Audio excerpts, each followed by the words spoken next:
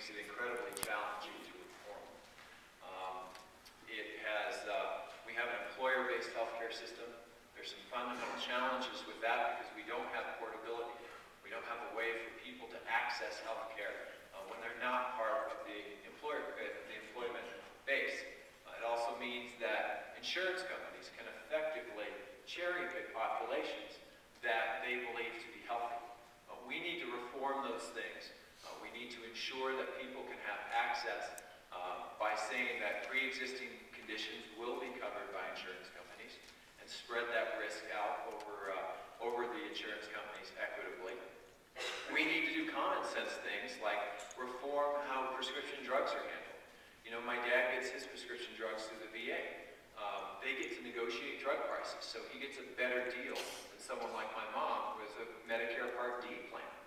If we did that through Health and Human Services, if we required our Health and Human Services and other agencies to negotiate drug prices, we could use that money to plug the donut hole that so many of our seniors fall into and have to make difficult decisions about whether to spend money on their prescriptions or spend money on putting food on the table. Mr. White, healthcare in America is broken. It costs too much money. But one thing we can agree upon is that our healthcare system in this country, when it relates to the quality of care, is second to none. So let's make healthcare more affordable and more accessible to everyone. Now, one thing that I will not support, like my opponent, is a government takeover of our healthcare system. I think that would, one, lead to higher taxes. Number two, restricted access. Number three, a limited role that you make with your doctors on critical care decisions. And four, most importantly, I think it will reduce the quality of care. Now, the way we do this will allow, there's 47 million people that's estimated that don't have insurance. Let small businesses band together, much like large corporations do.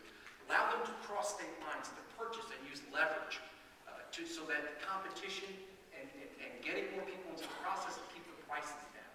And finally, and also, tax breaks for working families to help them pay the way. We also need to make sure that health insurance is portable. And most importantly, as somebody who's very familiar with this, because I've had a couple of accidents, pre-existing injuries must be covered as well. I think that's critical. But you know what? The problem with healthcare cannot be addressed individually, Band-Aid approach. We have to sit down and tackle this issue comprehensively, because that's the only way it will work. Thank you. Mr. Heinrich, your rebuttal. Sure. I will, for some reason, I don't remember advocating for a complete government takeover of healthcare. I'll let you all be the judge of that since you were listening to our conversation. One of the things we can do is we have the Medicare system.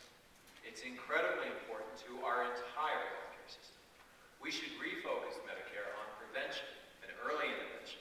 We should fund $50 treatments that keep people from having $5,000 treatments later on. That is the single biggest thing we can do to rein in those costs. It would push those reforms into the private sector, into health insurance companies as well. And I will always support your right to choose your own doctor and choose your own hospital. Mr. White. Yes, well, Mark, you do forget that you talked about allowing the state government to take over. And the federal government, the state government is government, which is government takeover. You just changed your position now. But that's not, Mark, also, you know, I'll go back to the Blue Man Tribune and the funding for the troops in Iraq. The question was asked, conditions on supporting those supplemental bills. Heinrich's answer, yes, I support conditions for those supplemental bills. What you say now, Mark, and what you say in the past has changed. And this is about answering tough questions and providing leadership. And so your position has changed. It's okay to say that.